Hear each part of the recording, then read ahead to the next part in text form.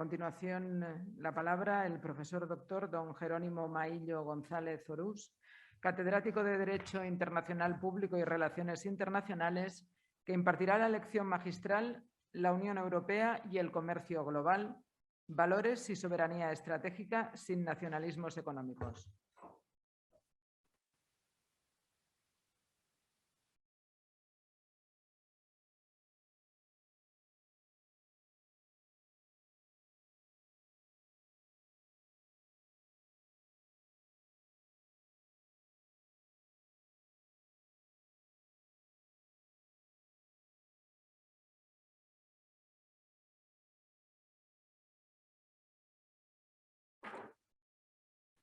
Excelentísimas e ilustrísimas autoridades académicas, rectora, decano, queridos compañeros de claustro, alumnos, personal de Administración y Servicios, señoras y señores.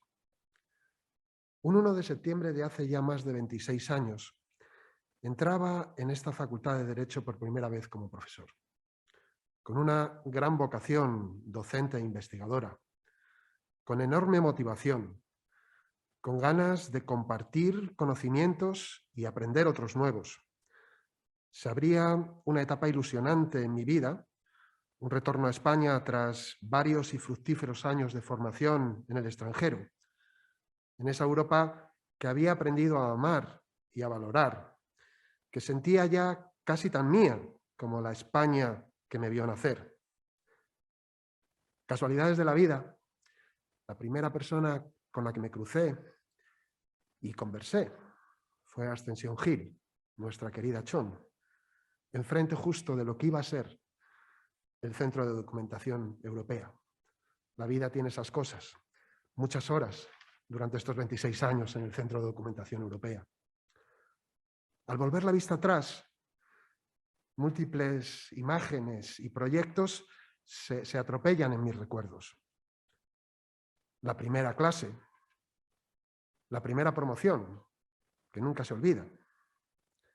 Las primeras colaboraciones interfacultativas en temas europeos con el aula Robert Schuman. La creación del Instituto de Estudios Europeos y el Centro de Política de la Competencia. El lanzamiento de programas de posgrado y doctorado, del nuevo grado de Relaciones Internacionales y Unión Europea, el siempre tan querido jurídico comunitario, proyectos de investigación, publicaciones, congresos, la concesión por la comisión de la Cátedra Jean Monnet, y siempre de vuelta los compañeros y los alumnos, algunos de los cuales pasaron a ser doctorandos, discípulos y hoy son apreciados compañeros de claustro. Todo pasa y todo queda, pero me alegra apreciar que la ilusión y la vocación, tanto la académica como la europeísta, se mantienen sólidas después de 26 años. Ojalá duren mucho más. Empiezo a pensar que nunca me abandonarán.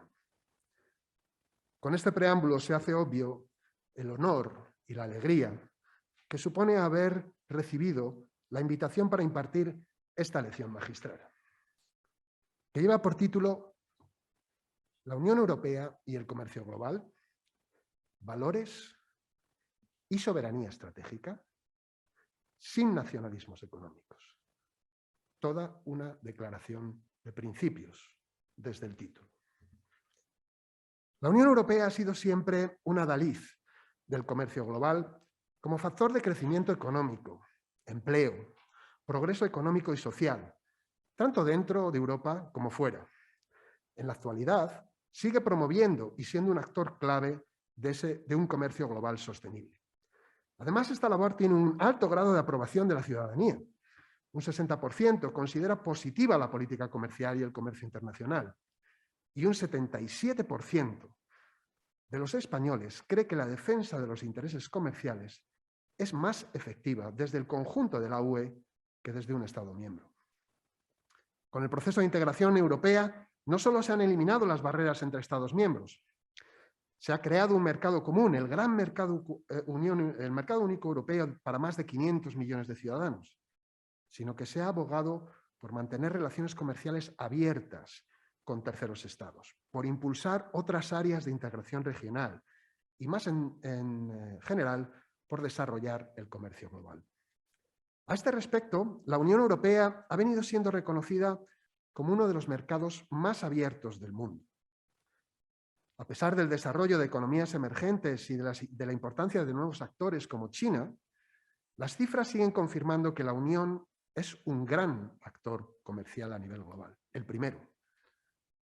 Excluyendo ya el comercio intracomunitario, y en la Unión actual de 27, sin el Reino Unido, la Unión representa todavía el 16% del comercio de bienes y servicios a nivel global, por delante de Estados Unidos, que solo es el 13%, o de China, que también es el 13%, o de un 4% de Japón.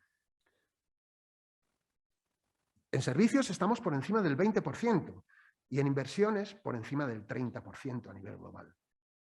Son cifras muy significativas. No es, pues, de extrañar que hasta un 30% de los empleos de la Unión dependan del comercio exterior. 30%. 35 millones de empleos en los albores de 2020, frente a los 20 millones de 2000. Casi hemos doblado. Es también muy revelador que la Unión sea el socio comercial principal de 74 países. Por delante también de China, que es 66, y de Estados Unidos con 31. Cualitativamente, además, su papel es todavía más relevante como uno de los principales motores de la Organización Mundial de Comercio, la OMC, así como de las nuevas tendencias de regulación y estandarización internacional. Su gran papel y fortaleza en el ámbito comercial es un activo indudable y trasciende al ámbito económico para aportar una mejor posición geoestratégica a nivel global. Si además tenemos en cuenta que en el futuro el 85% del crecimiento global se espera que venga de fuera, es muy comprensible que la Unión tenga que seguir apostando por un comercio global más ambicioso. Eso sí, un comercio cada vez más sostenible, más centrado en sus valores, retomando un grado razonable de soberanía o autonomía estratégica, pero sin caer en un pernicioso proteccionismo y nacionalismo económico. Este es el gran desafío para los próximos años y el foco principal también de esta lección magistral. La política comercial común europea ha afrontado muy importantes cambios y desafíos en la última década, fruto, entre otros factores, de 1. Modificaciones de su marco regulatorio, institucional y decisorio como consecuencia de la entrada en vigor y la aplicación de las nuevas disposiciones del Tratado de Lisboa. Un escenario internacional dominado por el bloqueo de progresos multilaterales en el seno de la OMC, un creciente nacionalismo y proteccionismo económico, especialmente marcado durante la presidencia de Trump, y una sensación creciente de insatisfacción con el statu quo, falta de reciprocidad y competencia desleal de algunas economías como la China, que aprovechaban los beneficios del sistema multilateral a la vez que mantenían un intenso dirigismo desde el Estado y el Partido Único. Todo ello llevó a una guerra comercial abierta China-Estados Unidos y a una sustancial modificación de la actitud y los mecanismos de defensa comercial desde la Unión Europea que todavía está implantándose. Tercero, ante ese bloqueo de lo multilateral, se ha girado hacia lo bilateral y lo birregional, además de explorar reformas que refuerzan sus mecanismos unilaterales de defensa comercial. Cuarto, hay una mayor relevancia de otros temas y valores, sostenibilidad ambiental, estándares laborales más altos o defensa de derechos humanos cada vez se asocian más a desarrollos comerciales. Hay también una mayor preocupación por los posibles riesgos que la globalización comercial pueda tener en la seguridad pública y en la soberanía europea. Hay también un mayor foco en el enforcement, en la supervisión y el cumplimiento de lo acordado. Y aparecen en escena con mucho mayor protagonismo nuevos actores, como el Parlamento Europeo, los parlamentos nacionales y regionales, la sociedad civil en general y la opinión pública. Han ganado muchísimo protagonismo. Profundizar en todos estos cambios excede con mucho las posibilidades de esta lección. Por eso me voy a focalizar en dos instrumentos, dos de las grandes renovaciones del ámbito comercial en la Unión Europea. Uno son los acuerdos comerciales de nueva generación y el otro es el giro que se está produciendo en instrumentos de defensa comercial. Con respecto a los acuerdos comerciales de nueva generación, son acuerdos de carácter bilateral o birregional que tratan de impulsar las actividades económicas transfronterizas de un modo más omnicomprensivo y que la Unión Europea ha venido negociando desde la década de los 2000, empezando con el acuerdo firmado con Corea del Sur en 2010. Sus grandes rasgos es que su contenido suele ser mucho más amplio que los de primera generación. No se centran solo en mercancías, sino también en servicios, establecimiento y capitales. Además, tienen siempre un capítulo de comercio sostenible para elevar estándares medioambientales, laborales y a veces también se incluyen disposiciones relativas a derechos fundamentales o diálogo en derechos fundamentales. Y hay también un capítulo de gobernanza y resolución de controversias, la importancia de cumplir lo acordado. Si repasamos la última década, se han cerrado muchos acuerdos. Corea del Sur en 2010, Colombia, Perú y Ecuador en 2012, Centroamérica en 2013, Canadá en 2016, en 2018 Japón y Singapur, en 2019 Vietnam y Mercosur, en 2020 la modernización del acuerdo con México y también podríamos incluir en cierta forma el acuerdo con el Reino Unido y el acuerdo de inversiones con China. Es verdad, siguen negociándose todavía algunos, Australia, Nueva Zelanda, la modernización del acuerdo con Chile. Se han abandonado o no han tenido éxito por ahora otros como el de Estados Unidos e India. Pero este simple panorama general nos demuestra que a falta de desarrollos relevantes en el frente multilateral, la Unión ha vivido un periodo casi podríamos decir frenético en la firma de acuerdos bilaterales y regionales. Desde luego no ha estado de brazos cruzados. ¿Qué valoración podemos hacer de estos acuerdos? Pues yo creo que bastante positiva. ¿Por qué? Bueno, primero, impulsan el comercio y la apertura de mercados exteriores para las empresas europeas y aportan una mayor y mejor oferta interna para los ciudadanos europeos. Segundo, suponen un salto cualitativo importante, tanto en mercancías como en servicios, inversiones, contratación pública, aspectos relacionados con la propiedad industrial, además de fomentar otros mecanismos de cooperación regulatoria. Tercero, preservan los altos niveles de protección de los consumidores, del medio ambiente y de los trabajadores, la seguridad alimentaria o los servicios públicos en territorio europeo. Cuarto, potencian mayores compromisos con valores universales y europeos, fomentando un comercio sostenible y justo, elevando los estándares medioambientales y laborales. Quinto, apuestan por una nueva fórmula de solución de controversias, el sistema de tribunales de inversiones, y a más largo plazo por el Tribunal Multilateral de Inversiones, con múltiples ventajas sobre el sistema anterior. Sexto, promueven además una mayor participación de otros actores y una mayor e incrementada transparencia, lo que les da más proyección y más legitimidad. Séptimo, potencian la Unión Europea como actor global clave y contribuyen a proyectar sus valores e intereses. Y por último, facilitan convergencia de estándares y enfoques en el escenario internacional, posibilitando que en el futuro, cuando sea posible, y la Unión desde luego no deja de intentarlo, se pueda avanzar más rápidamente también a nivel multilateral en la OMC.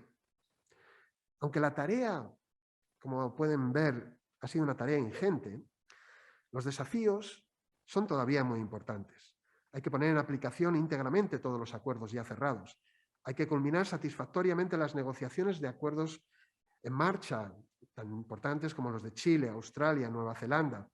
Hay que retomar, si se puede y el panorama es propicio, las negociaciones con los actores, con actores como India o como Estados Unidos. Hay que cautamente intentar desarrollar las relaciones con China y con otros países asiáticos, particularmente de ASEAN y africanos, tanto a nivel bilateral como a nivel regional. A esta proactividad en materia de acuerdos comerciales se deben añadir las nuevas iniciativas unilaterales de política comercial, que han girado en torno a dos ejes. Por un lado, reforzar los mecanismos europeos de defensa comercial. Y por otro lado, apuntalar el nuevo concepto de autonomía estratégica abierta.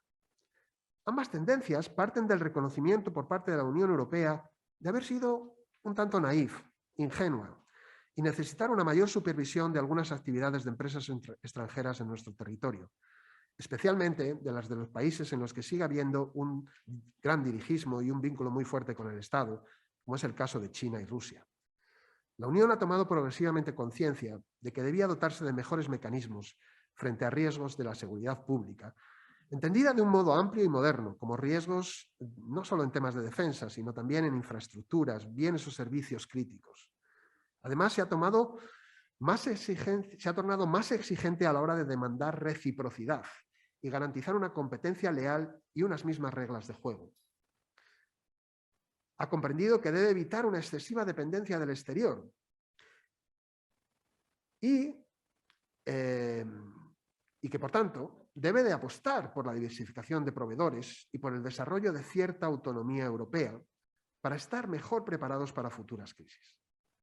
Todo ello se ha ido concretando en diferentes iniciativas y nuevas herramientas, como por ejemplo el nuevo marco europeo para el control de las inversiones extranjeras directas, la propuesta de un nuevo instrumento relativo a contratación pública internacional, la reforma y modernización de los mecanismos de defensa comercial tradicionales, la nueva propuesta para mejorar la ejecución de resoluciones del panel OMC, el nombramiento de un Chief Enforcement Officer con rangos de subdirector general para supervisar y hacer cumplir los compromisos adquiridos, los trabajos en marcha para proponer un mecanismo de ajuste de carbono en frontera y las propuestas de nuevas medidas en relación a los subsidios extranjeros. Ahí es nada. Y además se complementan con otras actuaciones que buscan desarrollar una industria propia y potenciar una mayor autonomía estratégica europea, al mismo tiempo que establecen estándares altos de protección y supervisión, especialmente en la nueva esfera digital. Ley de mercados digitales, ley de servicios digitales, ley de semiconductores y microchips, ley de inteligencia artificial, por no decir o no recordar el reglamento de protección de datos. Entre los nuevos instrumentos destaca el nuevo marco europeo para el control de las inversiones extranjeras. Hay otros muchos que están en discusión y que se aprobarán probablemente en los próximos meses o años, pero todavía no sabemos el texto final. Por eso me he querido centrar en hacer un primer análisis de este cambio que se produce con el reglamento del nuevo marco europeo para el control de inversiones extranjeras directas y a través de él ver hacia dónde está girando la política europea de defensa comercial, cuáles son sus aciertos, cuáles son las dificultades y los riesgos. El 13 de septiembre de 2017, la Comisión Europea publicó su propuesta de reglamento para control de inversiones. En un tiempo récord, para un tema tan novedoso, apenas un año y medio, en marzo de 2019 se adoptó finalmente el reglamento 2019/452. El reglamento entró en vigor a los 20 días de su publicación, pero no fue plenamente operativo hasta octubre de 2020. El nuevo reglamento promueve en Europa mayores controles a las inversiones directas procedentes de fuera de la Unión, aunque establece con claridad el principio de no discriminación entre países terceros y, por tanto, no va dirigido a las inversiones de ningún país en concreto. Es evidente que uno de los desencadenantes principales del nuevo mecanismo ha sido el incremento exponencial de las inversiones directas en Europa desde economías emergentes y muy especialmente desde la economía china. Ha inquietado no solo ni principalmente la cuantía de dichas inversiones, sino sus objetivos y el hecho de que se realicen en ausencia de reciprocidad y con posible competencia desleal por parte de los inversores chinos. China, pues, no es el único objetivo de la nueva normativa, ni se dará un trato diferente e injustificado a sus inversiones, pero contextualmente sí está en el origen del reglamento y sin duda sus inversiones pueden ser las principales afectadas. ¿Supone esta nueva regulación una nueva era para las inversiones extranjeras directas en Europa?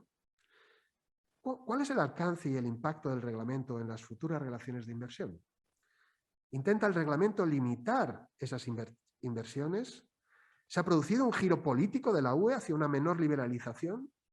¿Se establece una protección efectiva contra riesgos para la seguridad pública, la falta de reciprocidad y la eventual competencia desleal? ¿Se está abriendo una nueva tendencia que anuncia nuevos pasos futuros en la misma dirección? Intentaremos en esta lección apuntar al menos una primera respuesta a todas estas cuestiones. ¿Cómo analizo, cómo valoro este reglamento, este nuevo reglamento? Bueno, creo que el reglamento es en primer lugar una llamada de alerta y en segundo lugar un cierto giro de posición, un giro político y conceptual hacia posiciones más defensivas y cautas con respecto a las inversiones extranjeras directas. La intensidad del giro está todavía por determinar, pero que se ha producido el giro es indudable. La Unión Europea sigue siendo partidaria de la liberalización de inversiones y sigue viendo estas como positivas, pero no a cualquier precio, ni en todos los sectores y condiciones. Late en el ambiente una seria preocupación, no solo por defender intereses estratégicos y de seguridad, sino también por la competencia desleal o la necesidad de garantizar un mismo terreno de juego. Es previsible, por tanto, el desarrollo de nuevos controles a nivel nacional, el endurecimiento de algunos de los existentes y un mayor peso de las opiniones compartidas sobre los riesgos comunes a nivel europeo. También cabe entender el reglamento como un esfuerzo por incrementar el poder de negociación de la Unión Europea en acuerdos de inversiones con terceros, al no poderse dar por hecho que esas inversiones seguirán abiertas de par en par en Europa, sin casi límites como hasta ahora. El reglamento también hay que interpretarlo como un compromiso posibilista, entre posiciones muy diversas y muy distantes, la de aquellos que hubieran querido medidas más ambiciosas y los que no lo consideraban necesario y eran hasta reacios al establecimiento de nuevos controles, al endurecimiento de los existentes y desde luego rechazaban la creación de un potente instrumento único europeo. Esta posición posibilista busca avanzar en los controles, facilitar el intercambio de posiciones entre los Estados miembros y las instituciones, promover una mayor concienciación de las externalidades de estas inversiones extranjeras directas más allá de las fronteras nacionales y empezar a pensar en europeo también en este ámbito. Se apuesta por la unidad en el avance, a una costa de una menor ambición. La armonización existe, pero es de mínimos. Y el poder de la Comisión Europea, aunque probablemente nada despreciable en la práctica, se gana a base de mecanismos soft, sin vetos vinculantes.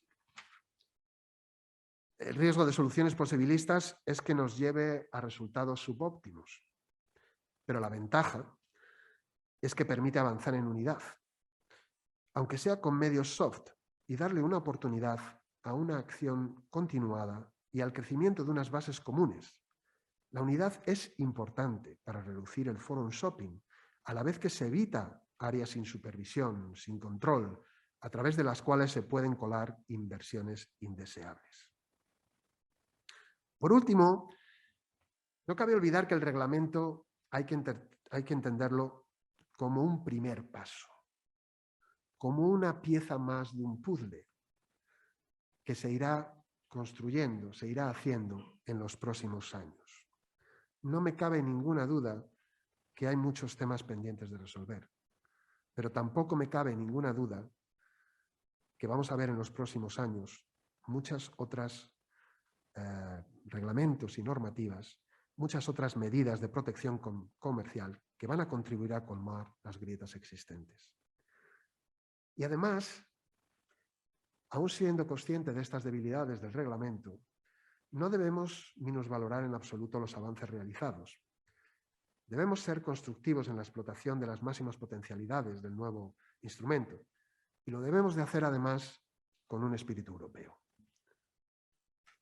Y una vez que hemos visto estas dos grandes novedades, acuerdos comerciales de nueva generación y el giro que se está produciendo en lo que es los instrumentos de defensa comercial, Permítanme concluir pensando, reflexionando sobre cuál es la valoración que hay que hacer a este giro, a estas nuevas normativas y también viendo el futuro.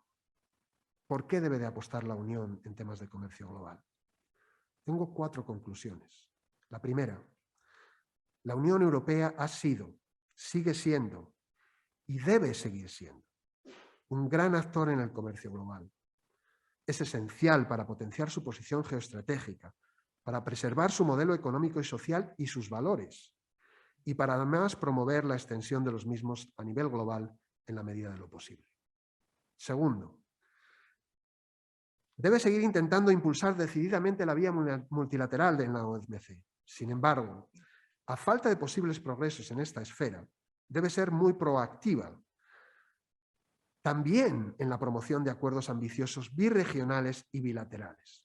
En este sentido, su intensa política de expansión de los ambiciosos acuerdos de nueva generación va en la buena dirección.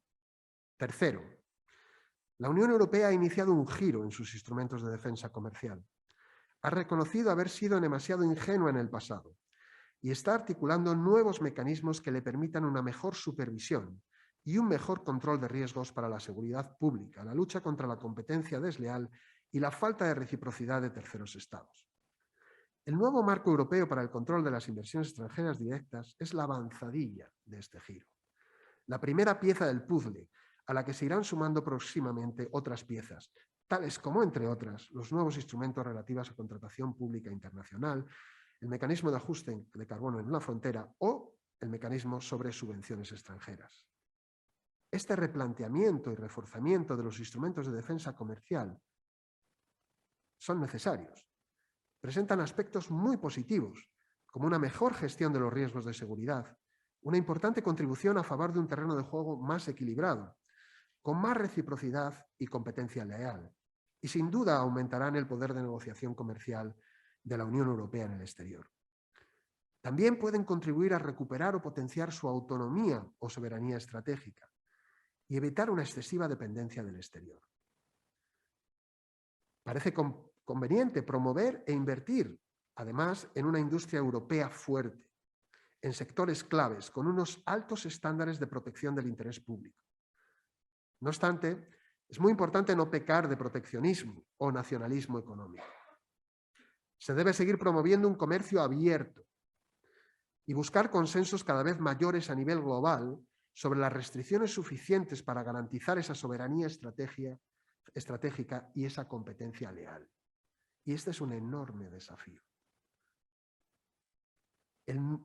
Por último, el nuevo comercio global debe ser justo y sostenible. La Unión debe potenciar ambos aspectos en sus propuestas de desarrollo multilateral, en sus acuerdos de nueva generación y en su política de defensa comercial. Eso debe contribuir a una elevación de los estándares laborales y los de lucha contra el cambio climático y protección medioambiental.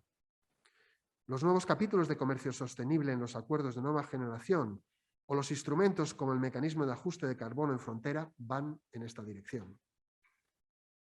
Encontrar el justo equilibrio no será fácil, pero es clave para evitar tensiones y que el comercio global siga siendo fuente de progreso económico y social, además de buen entendimiento y paz entre las naciones. Muchas gracias.